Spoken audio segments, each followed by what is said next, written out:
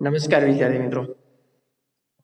ધોરણ 11 subject economics chapter number 6 બજાર અંતર્ગત ગયા લેક્ચરની અંદર આપણે લોકો પૂર્ણ હરીફાઈ વિશે શીખી ગયા. ત્યાર પછી આજે આપણે અપૂર્ણ હરીફાઈ એટલે કે જેની અંદર સૌપ્રથમ ઇજારો એટલે કે મોનોપોલી, જેના વિશે આજે આપણે સંપૂર્ણપણે ચર્ચા કરવાની છે.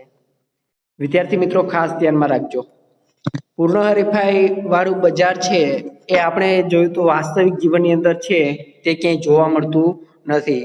એક સિવાય અપવાદ છે એમ કહી શકાય કે ખેતીની અંદર છે, એક એમ કહી શકાય કે પૂર્ણ હરીફાઈ વાળું બજાર છે હજુ જોવા મળે છે. એવી જ રીતે ઇજારો, પ્રશિષ્ટ અર્થશાસ્ત્રી એટલે કે પહેલાના અર્થશાસ્ત્રી દ્વારા જે બજારના બે વિરુદ્ધ દિશાના અંત બિંદુઓ તરીકે પૂર્ણ હરીફાઈ અને શુદ્ધ ઇજારાની ચર્ચા થઈ છે. શુદ્ધ ઇજારો એક કાલ્પનિક બજાર છે, પરંતુ વાસ્તવિક અર્થતંત્રની અંદર ઇજારાના જે પ્રકાર જોવા મળે છે તે એક અશુદ્ધ ઇજારો છે. જોજો ખાસ અહીંયા વિદ્યાર્થી મિત્રો ખાસ ધ્યાનમાં રાખજો, ઇજારાના મુખ્યત્વે બે પ્રકાર છે, એક તો શુદ્ધ ઇજારો અને અશુદ્ધ ઇજારો. શુદ્ધ ઇજારો વાસ્તવિક જીવનની અંદર ક્યાંય જોવા મળતો નથી, એક કાલ્પનિક બજાર છે. જો કીધું એ વાસ્તવિક જીવનમાં ક્યાંય જોવા મળશે નહીં, પણ અશુદ્ધ ઇજારો છે એ હાલમાં બધે જ જોવા મળે છે. ઇજારાને અંગ્રેજીની અંદર વાત કરીએ તો મોનોપોલી તરીકે ગ્રીક ભાષાનો શબ્દ છે, જેની અંદર મોનસ અને પોલેન એવા બે શબ્દનો ઉપયોગ થયેલો છે. મોનસનો અર્થ એક અને પોલેનનો અર્થ વેચનાર, એટલે કે એક વેચનાર એવો અર્થ છે. મોનોપોલીનો એક એ વેચનાર એવો અર્થ છે એ ઉપલબ્ધ થાય છે. ચેમ્બરલિનના મતે જ્યારે બજાર વસ્તુના પુરવઠા ઉપર કોઈ એક પેઢીનો અંકુશ હોય તો તેને કહેવાય ઇજારો. જો બજાર ઉપર છે એ કોઈ એક પેઢીનો અંકુશ હોય, એટલે કે કોઈ એક જ વેચનાર હોય, કોઈ એક જ ઉત્પાદક હોય, ત્યારે એમ કહી શકાય કે બજારની અંદર છે એ ઇજારો છે. એ સ્વાભાવિક છે, તમારા ગામની અંદર બજારની અંદર જ્યારે કોઈ એક જ દુકાન હોય, કોઈ પણ વસ્તુની એક જ દુકાન હોય, તો એ વ્યક્તિ છે એ કેટલા ભાવ લેતો હોય એ તમે બધા લોકો સારી રીતે જાણતા જશો. સ્ટીગલરના મતે વસ્તુનો એક જ વેચનાર એટલે ઇજારદાર. જો એક વેચનાર હોય તેને ઇજારદાર કહેવાય, અને એક વેચનાર વાળું બજાર હોય તેને ઇજારો કહેવાય. ઇજારાના લક્ષણો, સૌપ્રથમ તો આપણે ઇજારાના મુખ્યત્વે બે પ્રકાર હતા, શુદ્ધ ઇજારો અને અશુદ્ધ ઇજારો. હવે સૌથી પહેલા તો અશુદ્ધ ઇજારો એટલે કેવો ઇજારો? જોજો ખાસ, એમ કહી શકાય કે ટૂંકમાં વાત કરીએ તો બજારની અંદર જ્યારે કોઈ એક જ વેચનાર હોય, અથવા બજારની અંદર જે વસ્તુની ઉપલબ્ધિ છે હાલમાં, એ વસ્તુ જો બજારની અંદર જ્યારે અછત ઉદ્ભવે ત્યારે એના જેવી જ બીજી વસ્તુથી જ્યારે આપણે સંતોષી શકીએ, આપણી જરૂરિયાત છે તે સંતોષી શકાય, તો આ વસ્તુને કહેવાય અશુદ્ધ ઇજારો. પણ જે વસ્તુની જરૂરિયાત ઉદ્ભવી અને એ વસ્તુ બજારની અંદર છે નહીં, તો એને કહેવાય શુદ્ધ ઇજારો. પરંતુ એવું કોઈ દિવસ બનતું નથી. એક્ઝામ્પલ તરીકે તમારે પંખાની જરૂરિયાત છે, જોજો ખાસ, તમારે એસીની જરૂરિયાત છે, એસી ના હોય તો તમે પંખા વગર પણ ચલાવી શકો, એસી વગર પણ ચલાવી શકો પંખો લઈને, બરાબર? શું એસીની જરૂરિયાત છે? એસી વગર તમે શું કરશો? પંખાથી ચલાવી શકશો. પંખો નહીં હોય તો હવા નાખવા માટે બીજું કોઈ એર કુલર છે, બીજી કોઈ પણ વસ્તુ છે હવા લેવા માટે, એ વસ્તુનો તમે ઉપયોગ કરશો. આમ તમે છે કોઈ પણ રીતે કોઈ પણ સાધનો દ્વારા હવે હવા છે તે મેળવી શકશો. આમ આ કહેવાય અશુદ્ધ ઇજારો. કેવો ઇજારો કહેવાય? અશુદ્ધ ઇજારો. પણ માની લ્યો તમારી પાસે બીજું કઈ અવેજીમાં કોઈ વસ્તુ જ નથી, બરાબર? તો એમ કહી શકાય કે શુદ્ધ ઇજારો હોય, બરાબર? અને એવી વસ્તુ છે એક રેલવે, બરાબર?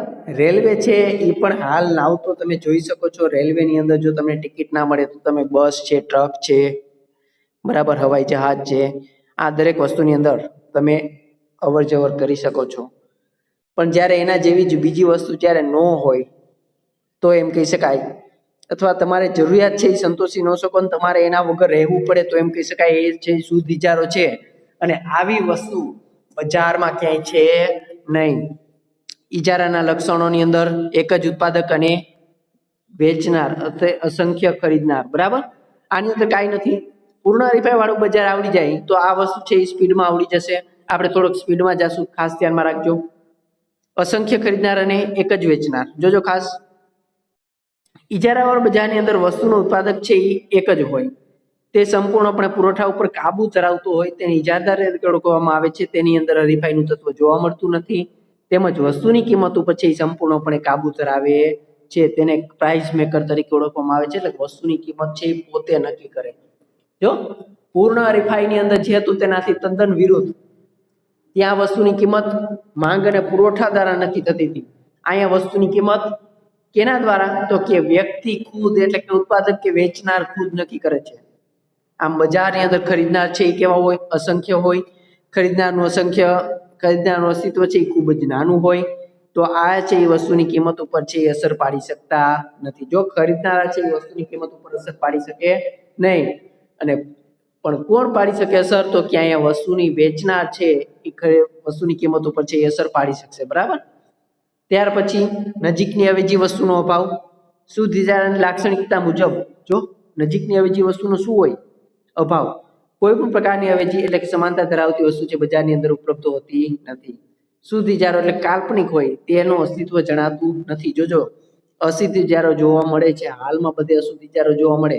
એક્ઝામ્પલ તરીકે રેલવેની કોઈ ચોક્કસ જગ્યાએ તારીખ છે આરક્ષિત અથવા ટિકિટ ઉપલબ્ધ ન હોય તો તેની નજીકની અવેજી વસ્તુ બીજી કોઈ રેલવે કંપનીમાં ટિકિટ મળતી નથી.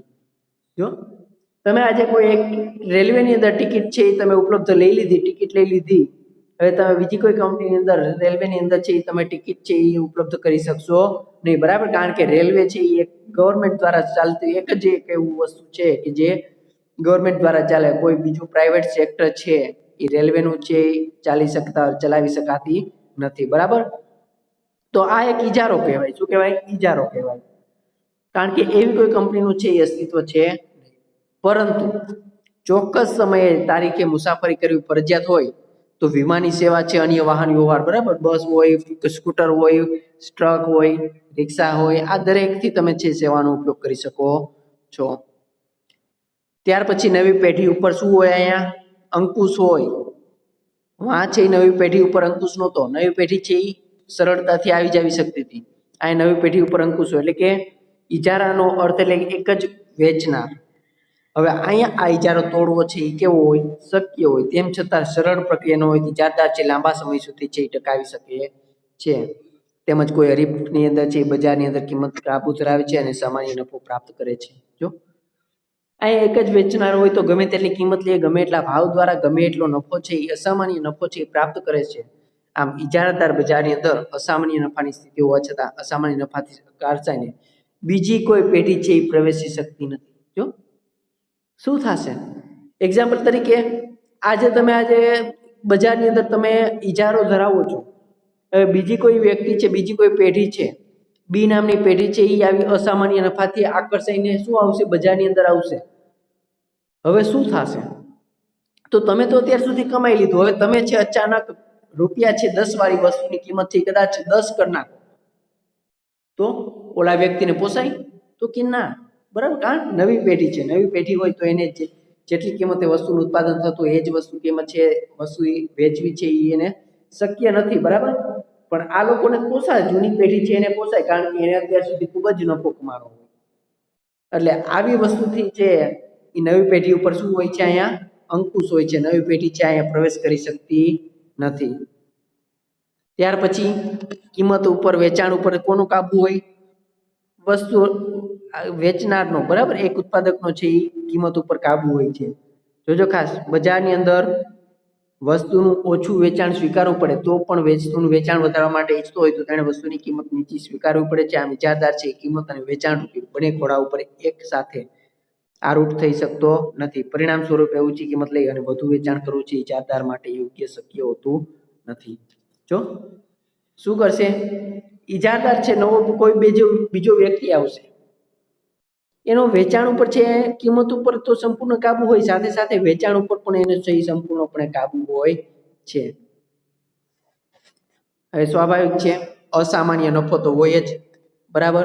આ બધી વસ્તુ ભાઈ આપણે આગળ આવેલી જ છે હો. એટલે આપણે બધાને ખબર જ હોવી જોઈએ હવે કે ઉત્પાદક અને વેચનાર એક જ હોય તો બજારની અંદર નવી પેઢી છે, નવી પેઢીનો પાછો પ્રવેશ જ નથી, તો શું થાય? અસામાન્ય નફાની સ્થિતિનો લાભ લઈ શકશે જૂની પેઢી હોય, અને કિંમત છે એ ઊંચી રાખી શકતો હોય, અને કિંમત ઊંચી રાખે એટલે સ્વાભાવિક છે અસામાન્ય નફો એને પ્રાપ્ત થશે.